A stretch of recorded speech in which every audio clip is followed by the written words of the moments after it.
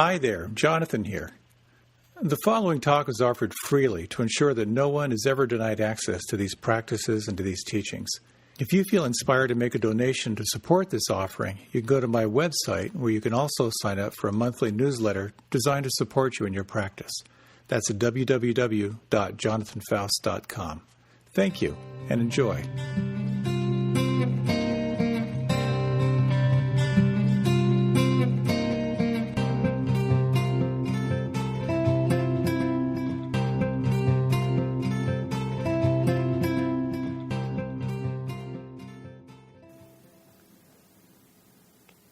Today is Diwali. This is a festival of lights that is celebrated by millions and millions of people around the planet.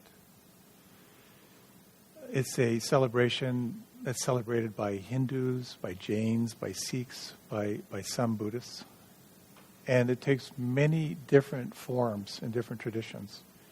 But it's a celebration of knowledge and self-inquiry, self-improvement, and seeking the path. It's a metaphor for dispelling the darkness and cultivating compassion, and a celebration of the inner light over darkness and knowledge over ignorance. So we thought we would create our own little ceremony just to connect with the millions of people around the planet. So this is going to be an offering of light from both La and Sebene. And in your own way, you can just receive the light in your own way. Traditionally, hands are in prayer position, or you can just pull it in however you want. And I'm going to offer the words in Sanskrit that are connected with this, and then offer you the translation. Asato ma satgamaya tamaso ma jyotir gamaya mityorma amritam gamaya. Om Shanti Shanti Shanti. From untruth, lead us to truth. From darkness, lead us to light. From death, lead us to the deathless. Om, peace, peace, peace.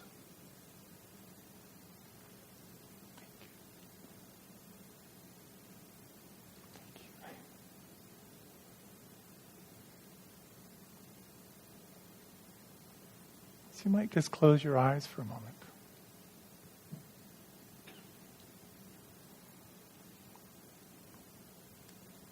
And in your own way, sense the light within you, which has been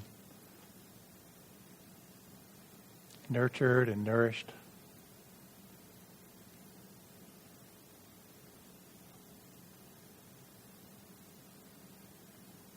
You might sense all you have done in this retreat to receive this inner light of radiant mind and heart.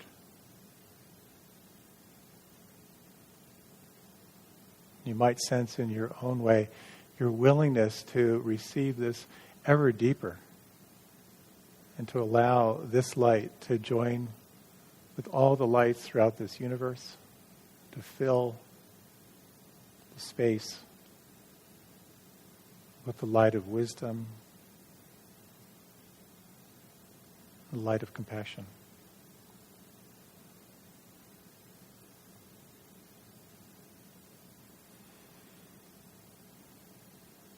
Namaste.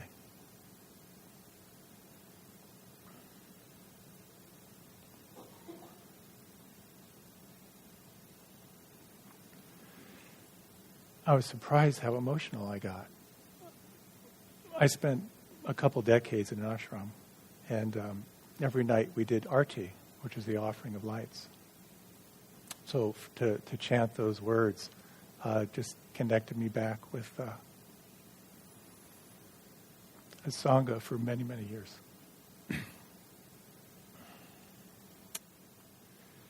So I'm wondering, has anything shifted in the last week for you? Do you remember how you felt when you walked in here Friday night, 6 days ago? It's natural to want to give yourself a report card as to how well you've done or how well you're doing. And I just want to say, you truly, truly cannot measure or evaluate your experience. It's simply not possible to measure it. Many years I did a month-long retreat. It was my second month-long retreat at Spirit Rock. The first retreat was filled with all kinds of revelations and insights and drama, and I was really revved up for the second one, expecting something similar. And of course, no lights, no rainbows, no fantastic takeaways. And I left not exactly let down, because it was beneficial, but not with a lot of drama. And I got quickly caught up into the busyness of my life. And it was maybe about 3 months later when Tara, my wife, said, you are a lot less anxious. And then I realized that was absolutely true. That there was some deep, deep clench that had let go a little bit. And that was enough for me to feel I realized I felt a greater sense of ease, that the old fears, the old demons didn't quite have the purchase they had before. So there's something here about this practice that involves a really deep letting go of all attachment to the outcome. And I always like to quote Maharishi Mahesh Yogi. The first technique I learned was transcendental meditation. And he has this little saying that's so cliche, but I come back to it all the time. He would say, you water the root and enjoy the fruit.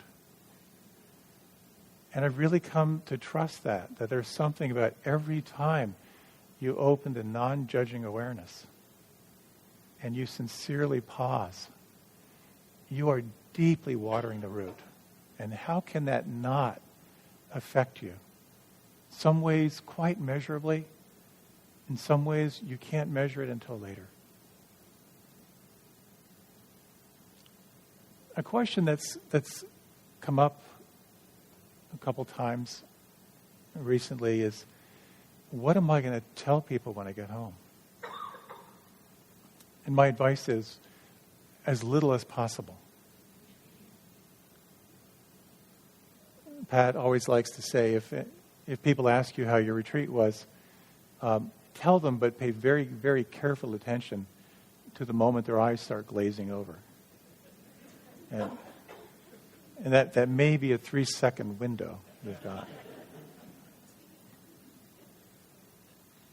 Living in the ashram, I remember at the end of some intensive retreat, we were having a big satsang, and someone came up to speak to the teacher, our guru, and said, my heart is so bursting.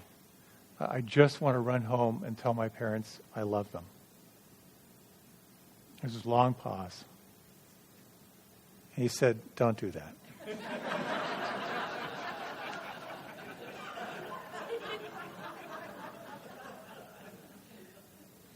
This is what he said. He said, just clean the basement. There it is. And that's the subject of my talk.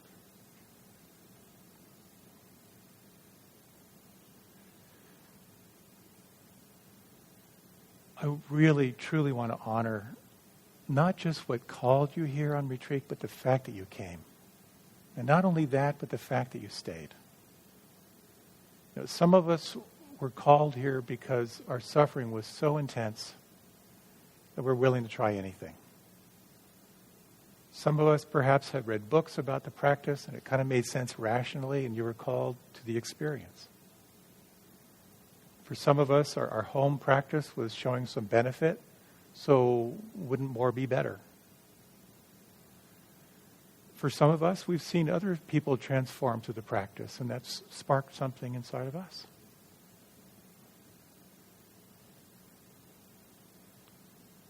And as I mentioned earlier, maybe some of us are here because we're hiding from the authorities, which is okay too. You too are welcome. And for many of us, there's just some undeniable calling. Something inside you felt that this was next for you in your path. And I really bow to that wisdom faculty. Something has called you forward to deepen your investigation of reality. So as we've been gathering in the evenings, Allah set the stage for us so beautifully, and demonstrating what it means to be open and present and so beautifully undefended. And Pat spoke so beautifully of the primal energies that sometimes can feel like obstacles, but to recognize them as allies and how to work with them. And Sebene spoke of cultivating ease and the immense power of an anchor and how it can hold you steady no matter what storms arise in your life. And she illustrated that with so many heartwarming examples. And I talked a little bit about the foundations of awareness, of the different lenses through which we perceive. And Pat explored the theme of bridging separation, of recognizing separation in your life and how to investigate and explore what it means to bridge that separation. And tonight, I'd like to talk a little bit about what it means to be awake and in the world. And there are three particular characteristics of wakefulness I'd like to talk about. One is the recognition of self-responsibility. And one is not only the willingness, but the call to explore what's between you and feeling free. And the third is what it means to be aware of interdependence, to be aware of self and to be aware of other, and to explore that relationship in your life.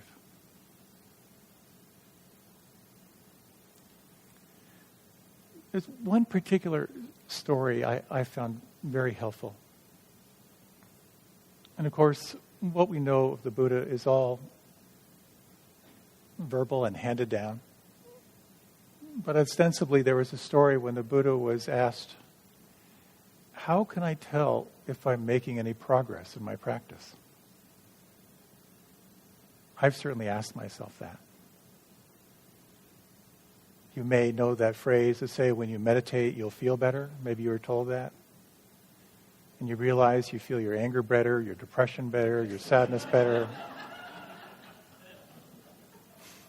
as well as your capacity for joy and kindness and steadiness and equanimity and the whole thing.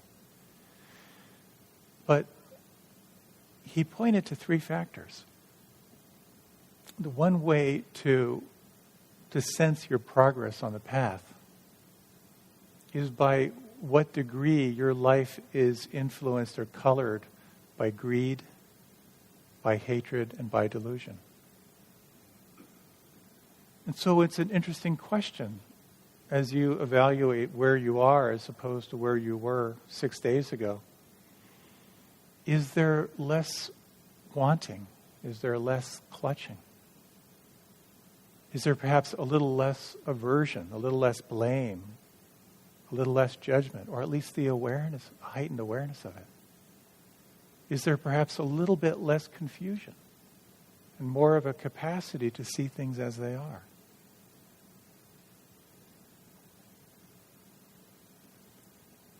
inevitably there's a question when we move from the monastery back into the marketplace. Where do I go from here? One of my favorite lines I ever ran across, it's actually two lines that I've run across, is from E.B. White. He said, I wake up each morning torn between a desire to serve the world and to savor it. This makes it difficult to plan the day. And that quote has really informed my life. And Tara kind of took it up in our marriage vows and constantly reminding each other, are we serving and savoring to the degree that we feel called?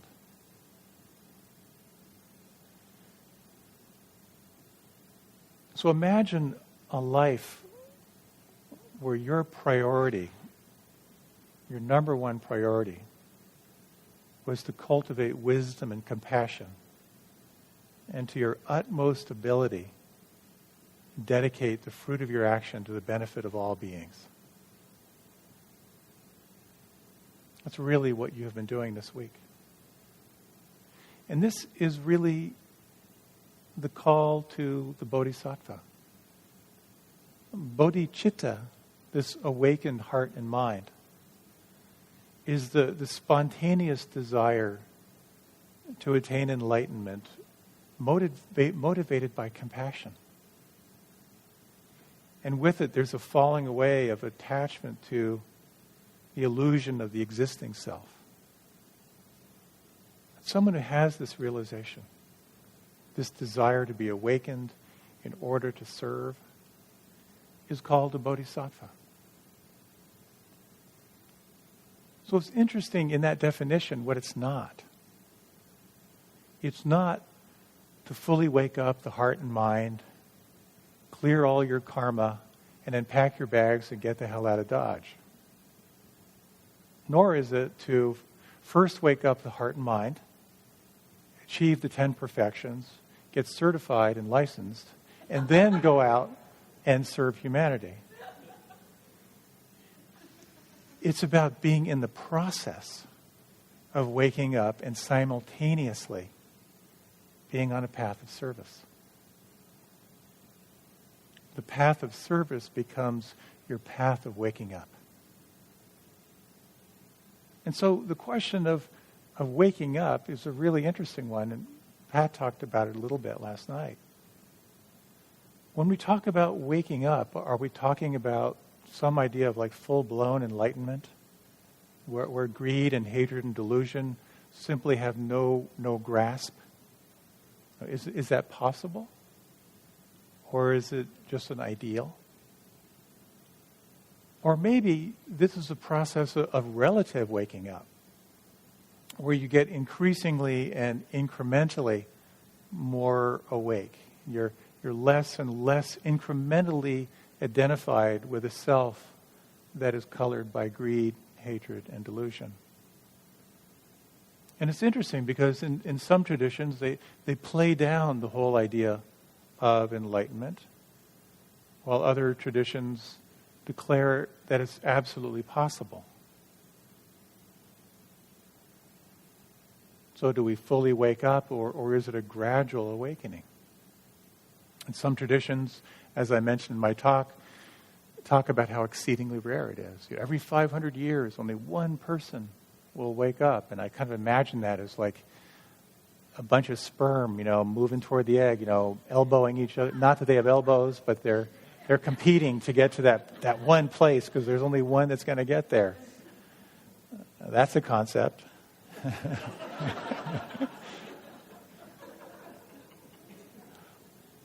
Or maybe you just have enlightened moments. Maybe there's just these moments of non-desire, these glimpses into the mystery, the sense of no self. And maybe it's just stringing more and more of those moments together. I love the story that Pema Chodron tells. When Pema Chodron was asked by a journalist, well, what got you started meditating? And she said, that's easy. I hated my husband. So that's what got her going. But she's been actively practicing for I don't know how long now. Long time. But she said that she was always jealous of people who would talk about breakthroughs. She said, in all my years, my decades of practice, I've never had a breakthrough. But it's only when I pause and I look back over time that I can recognize how much has changed and shifted in my life. She said, for me, it's been a practice of gradual awakening. So we each have our own way of waking up to our life, waking up to reality, waking up to what's possible. And whether it's full enlightenment or a partial awakening, you can experience bodhicitta at any moment. The spontaneous, sincere desire to be fully realized and to be present for others in this journey. It might be a moment or a microsecond, but it arises through the conditioning of your heart and mind. It arises by how you incline your mind. And so one doorway or one portal that can help get you access to that, as Pat shared, is using gratitude. When you reflect on what you're grateful for, you can cultivate this inner shift to receptivity and openness and sometimes even a sense of awe. It's impossible to feel anger and gratitude at the same time. It's impossible to feel greed and gratitude at the same time. And another portal, another doorway to access this state of bodhicitta, of awakened mind and heart, is through cultivating generosity. This morning at the 6:45 meditation, I just had this spontaneous remembrance of Tara's mother. And for some unknown reason to me, she really liked me. Part of the early conditioning of my heart and mind was a really deep-set feeling of not being seen and not being heard. And I understand, I've investigated those conditions, and I see more and more clearly around that. I see that my mother was overwhelmed by life, my father was absorbed into his career, and other conditions in my family left me with that sense of lack. But I had a spontaneous feeling this morning of Tara's mother, who was just actively interested in my life. And what a blessing that was. It was kind of stunning and a little uncomfortable. But the active interest and the compassion she had for me just filled me with a sense of a real wonder, a real sense of grace. And it reminded me, toward the end of her life, we kind of like bundled her up in blankets, and she was sitting on her back porch looking out into the woods. And I was heading off to teach my Monday night class in Arlington and ready to do battle with DC traffic.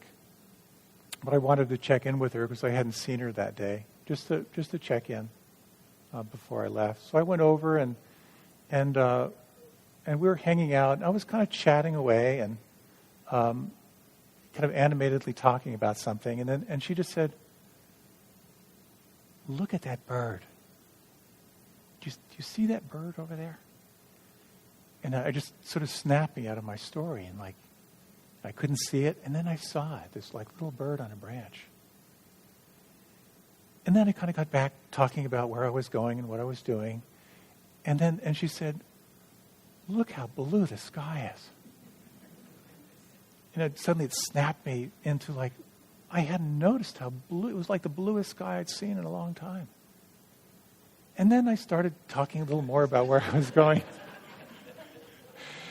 And then she said, "When I first met you, you were so terribly busy. Has that changed?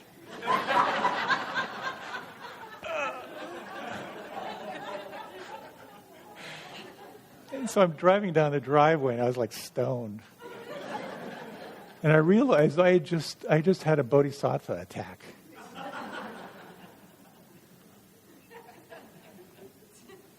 So a little experiment, if you would. If you like, you can close your eyes.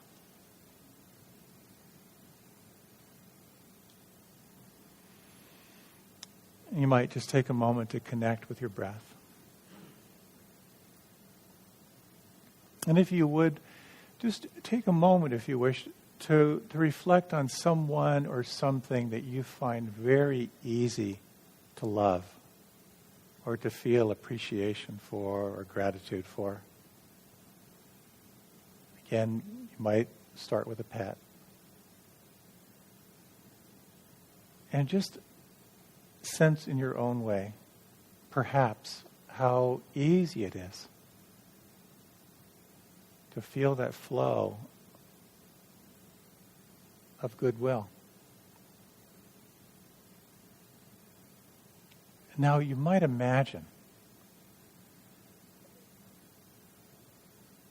whatever benefits you've gained from your practice, whatever fruit has blossomed through your practice, that you could give it freely to this being. And just sense what that feels like on the inside.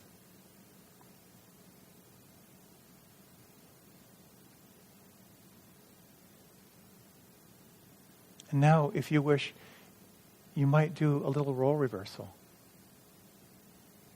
And just sense how this being perceives you.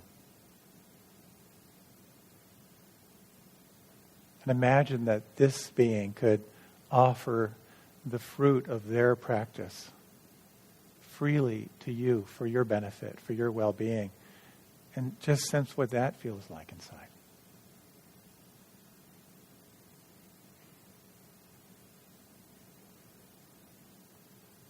And in these final moments, just take a sense just to feel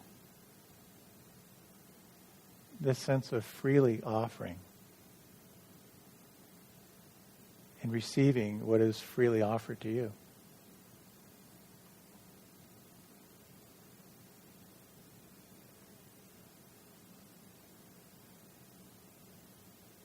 And then if you like, you can deepen the breath, and if you like, you can open the eyes or remain with them closed. In that reflection, you may, or maybe not, but you may have felt some either a loosening or a falling away of the sense of I and me. When we open to that sense of generosity or compassion, or receiving, the offering of merit, there can be some kind of a release or some expansion of a tightly held sense of self. This practice or inquiry into compassion, it inclines the mind toward a sense of connectedness. The sense of I and mine can fall away sometimes. And what's interesting now, using functional MRIs, we can actually see what's happening in the brain when you engage into this practice, either willfully or spontaneously. That there are parts of the brain that are being hammered with energy. The insula and the temporal parietal juncture. And this part of the brain, this part of the nervous system, has something to do with sensing yourself as a separate entity. Robert Thurman had this great thing where he said, meditation is an evolutionary sport. That when you practice, you are altering how energy moves through your brain and how you perceive reality.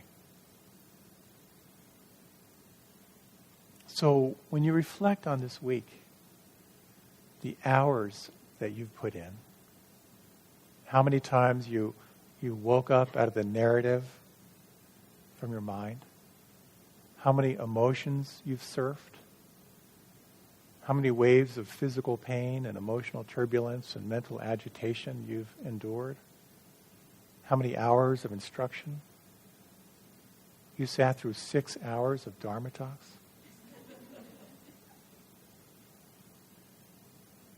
Inevitably, something shifts. And inevitably, there can be some anxiety around leaving the monastery to move back into your commitments, your responsibilities, in your life. In one of the groups, someone was asking about this, and I offered 2 words of advice. Don't go. This is great. One of my favorite New Yorker cartoons is it's Tarzan standing by the door of his hut, and the caption is, "It's a jungle out there, Jane." But if you are going to go, it becomes a question of how can you be in your commitments and responsibilities and relationships and cultivate an unbroken connection to presence. And there's something in here about taking full responsibility for ourselves. I have 2 short stories about fingers. I was with a friend in Iceland, visiting in Iceland. And he told me how he picked up his son at school, and he saw his son was like lecturing these other kids, and he was just waving his finger and talking to them. And he took his son, and he was explaining to him on the drive home. He said, "That's not nice. That's really not a good thing to do." And then later that evening, his son was kind of acting up, and he said, "Listen, you should not be..." And then suddenly he saw what he was doing. And he said he realized that the finger really needed to go like this. So the other finger story I love is from Gil Fronsdal, who was leading a little class for kids on Buddhism. And you know how kids love playing with candles, and running their finger through? So they're all playing with candles.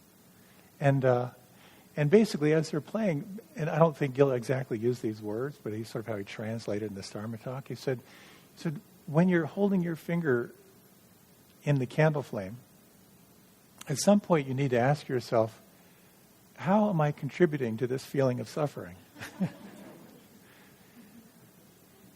And we realize, I can remove my finger.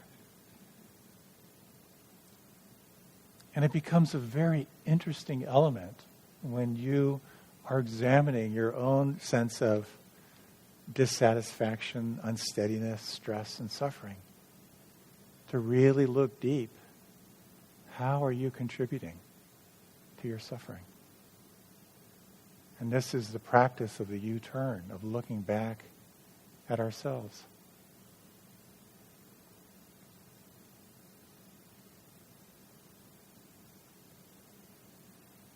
I see for myself in my own practice that when I'm in any kind of pain,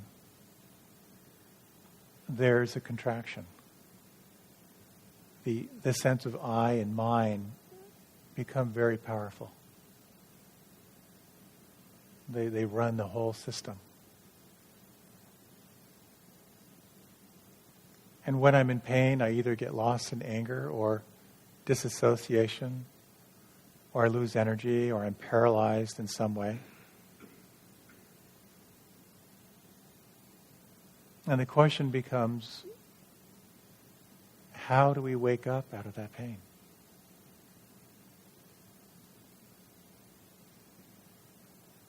Most of us spend our lives running from that clench.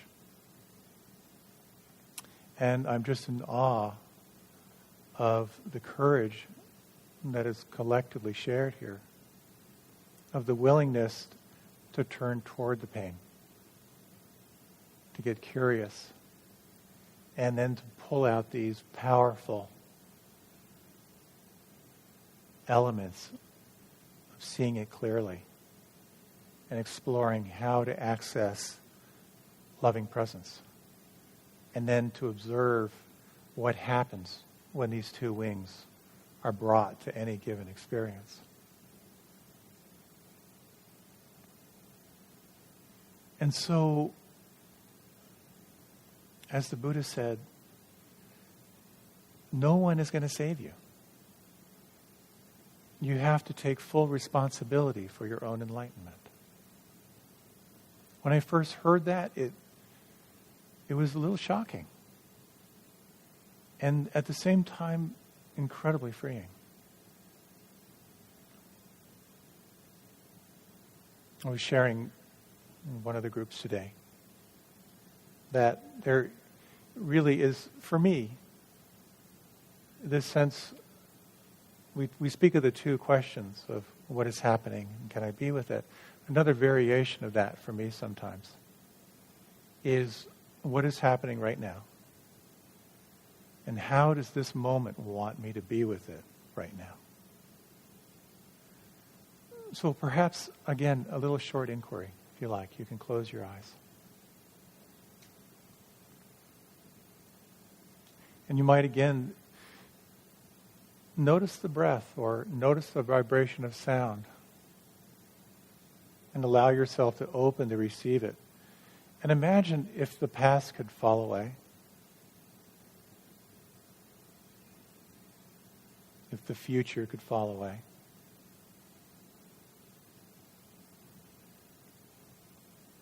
If you could forget all the external instructions you've heard this week and to inquire. What is happening right now?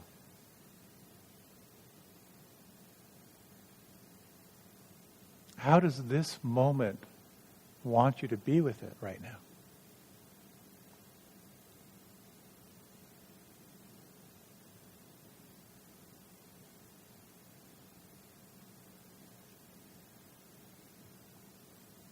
And it can be interesting to notice what arises. To notice, to relax, to focus your attention a little more.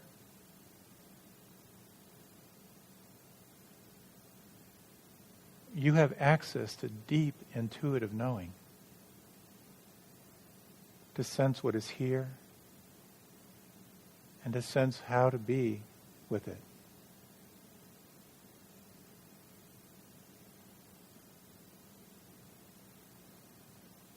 If you like, again, you can deepen the breath, and if you like, you can open the eyes.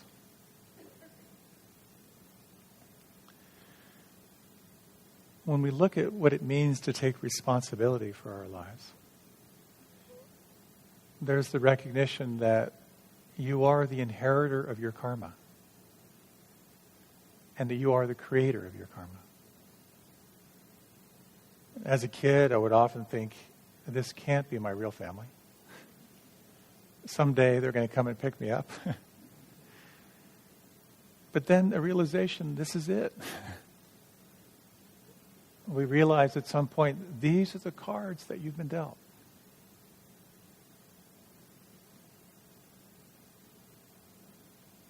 I remember once in a deep inquiry with someone, and part of what they were exploring was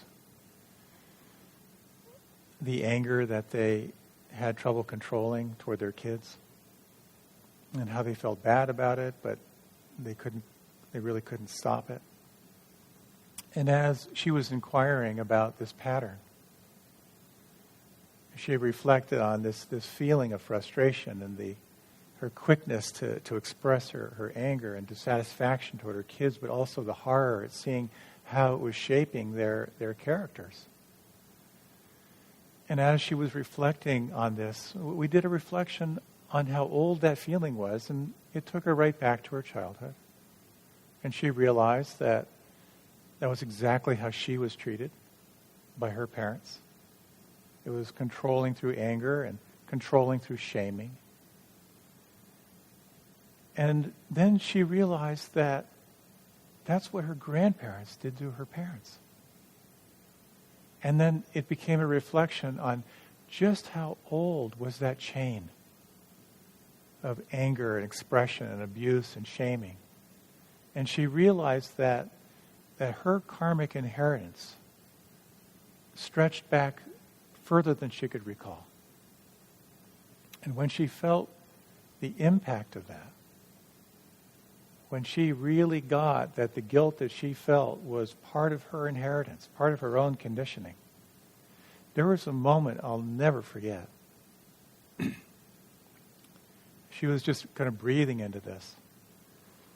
And then she stopped, and then she opened her eyes with this fierce look in her eyes. And she said, "This stops with me. I am not going to pass this on to the next generation."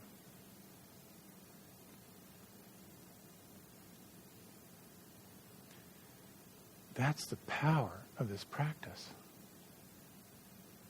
That's the power of taking responsibility, of recognizing, not denying your karmic inheritance, but actively acknowledging the conditioning, all of it, and recognizing the power of creating.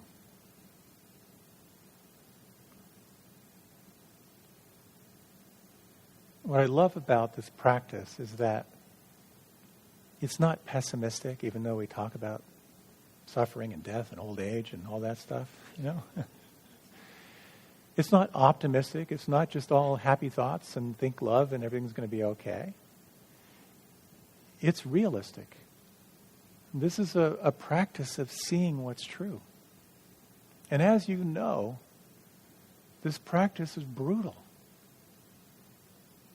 You come in contact with what is true. And it's about seeing clearly through delusion. It's one of my favorite jokes in the world.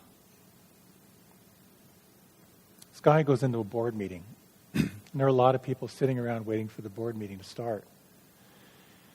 And a woman comes in and says, "Oh, there was a clown down on the corner." Another woman looks at her and says, "Well, was it a real clown or someone dressed up as a clown?"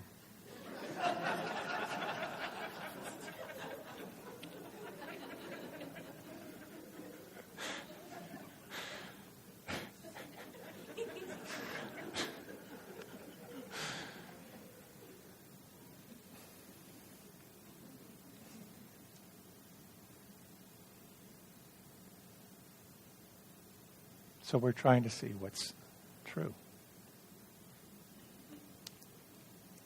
And part of what we see, of course, is impermanence and our relationship to impermanence.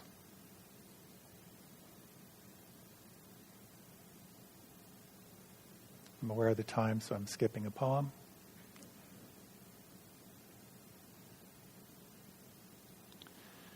Another element of being awake in the world is the willingness to turn toward what's between you and feeling free. In the story of the Buddha's journey, after his awakening, he continued to serve. And when you look at the life and the history of the Buddha, his life was not effortless. There were conflicts around him all the time. There were assassination attempts on his life. He was trying to build a community with inexperienced and uncooked people. You can imagine the challenges from that. There were power struggles within the Sangha. There were wars among family members that he had to step in to negotiate. And he didn't step back from engaging into the conflict. And that's a powerful model to contemplate. In the Dzogchen view, there are these wonderful 2 lines. "Though my view is as spacious as the sky, my actions and respect for cause and effect are as fine as grains of flour. How can you hold the vastness of things and at the same time attend to the details of your life?"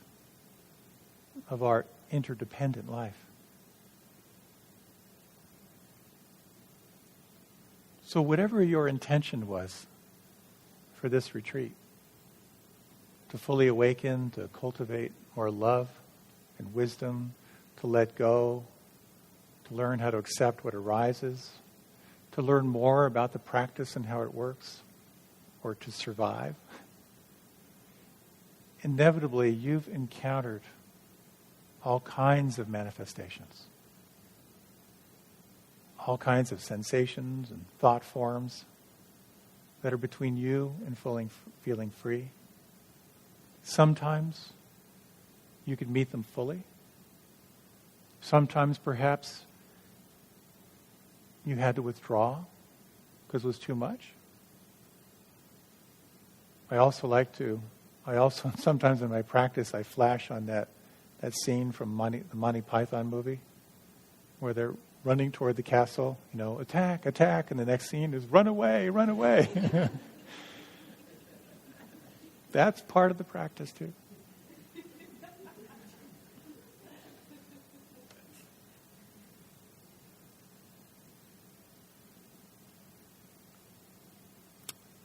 There is a men's group that meets in Washington, D.C.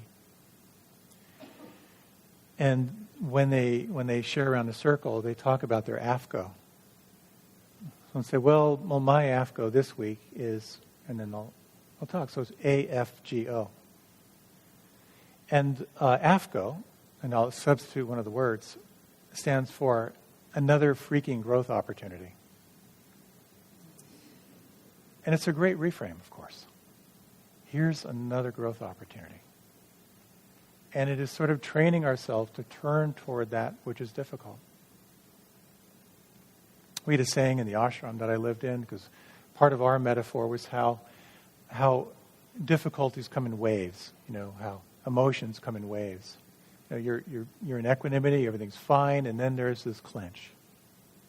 And you begin to clench inside, and you can feel the formation of the wave. You feel the pressure build inside. Maybe there's an emotion that builds. And as that wave builds, that's usually when we want to jump off the wave. And so, of course, we'll jump into anger, judgment, blame, fantasy, disassociation, worry, anxiety, sloth, torpor, doubt, all of that. That's how we get off the wave. But if you stay on the wave, there is some kind of crescendo. And on the other side of the wave, there will either be a sense that some energy has passed through. There may be some sense of release or relief. There may be some cognitive insight. Some sense that of something you're holding on to that you're not holding on to, or belief that you're believing that maybe isn't true. But I love that metaphor of riding the wave. So part of how we would coach each other when we'd sort of feel something coming on would just to say, okay, surf's up. Can you ride that wave? I imagine that you have been on many, many waves this week. And it's so helpful and so important to acknowledge the work that you've done.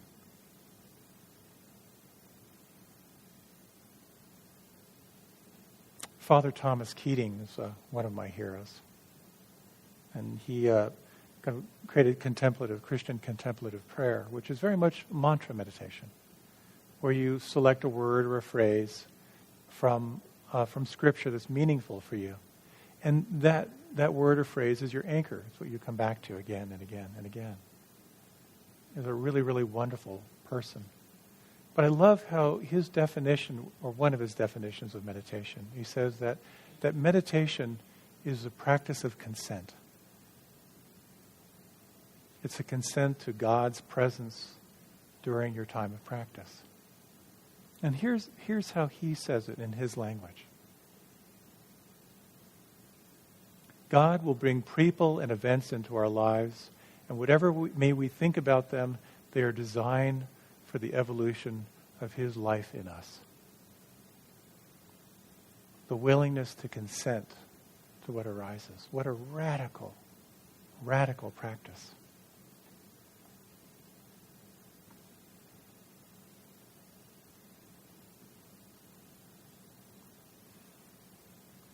The third quality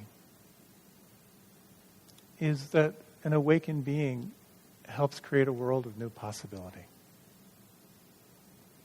When we turn to embrace that which is between us and feeling free, it is the hardest thing in the world to do that. But when we look toward models, those bodhisattvas who have created great change in the world, oftentimes the seed of their work was through a deep wounding. Gandhi was thrown off a train because of his color. His capacity to absorb that wound and to transmute that wound, we cannot measure the impact of his life in the world. For Martin Luther King, it was this deep feeling of the hatred for him, for who he was, for his race and the color of his skin. Somehow, he transmuted that, again, in a way we can't measure the impact. Nelson Mandela, incarcerated and tormented by his jailers. How did he do that? It's easy to think that's them. It's not us. But, I see it all the time. In this privileged place I have to be able to be with and work with people who are actively and consciously examining their lives to see how the deepest wounds can be converted into sacred gifts.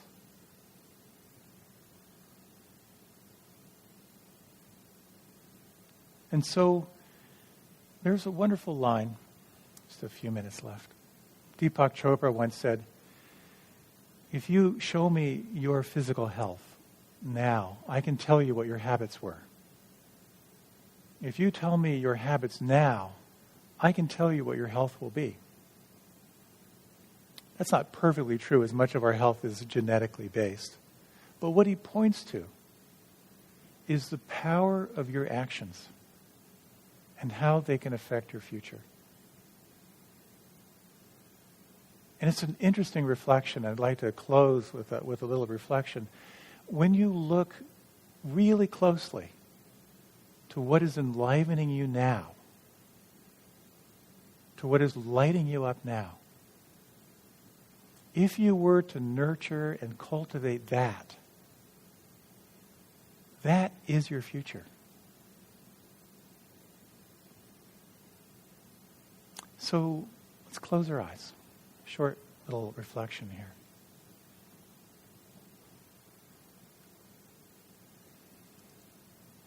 You might just take a moment and, again, just feel the breath.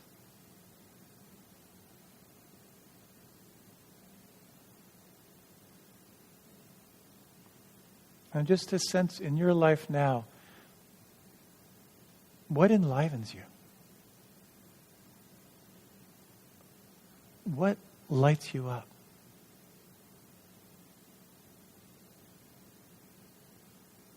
What is it that calls you into a greater sense of possibility in your life? And you might imagine, if you were to nurture and cultivate these qualities,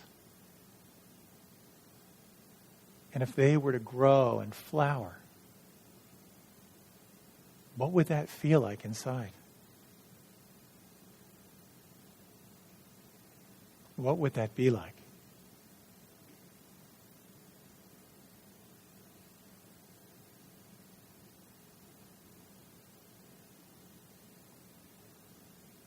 And if you imagine this future self out there, enlivened and integrated and expressing, what advice would that future self offer you now?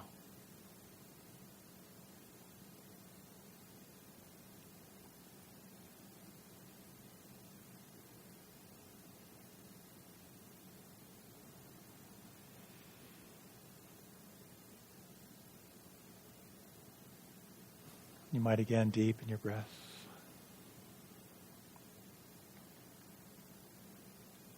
If you like, you can open the eyes.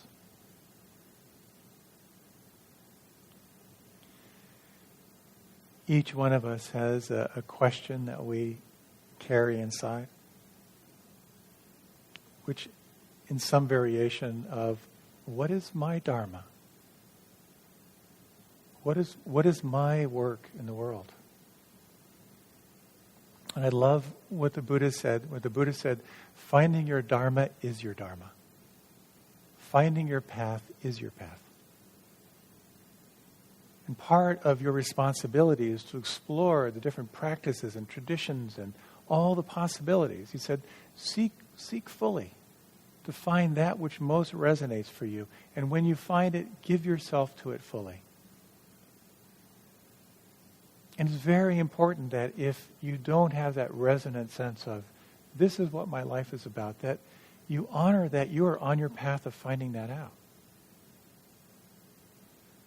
I think that Ram Dass, in one of his book titles, summed it all up. The book title is, How Can I Help? That when you reflect, how can you help? As a friend of mine said, it's really 3 questions. What do you love? What are you good at? And what is the vehicle that can carry that forward?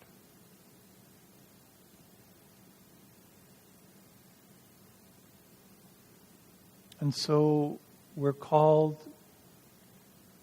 to live fully, to enjoy this life, to increase your capacity to savor, to celebrate this amazing journey. What a rich inquiry. How much more intimately can you embrace and celebrate this life that you've been given? And how do you serve? How can you serve in a way that you are fully expressed, or you are growing, and where you can feel that deep satisfaction of contributing? So I'd like to close with a variation of the Bodhisattva prayer by Diane Ackerman. So if you like, you can close your eyes.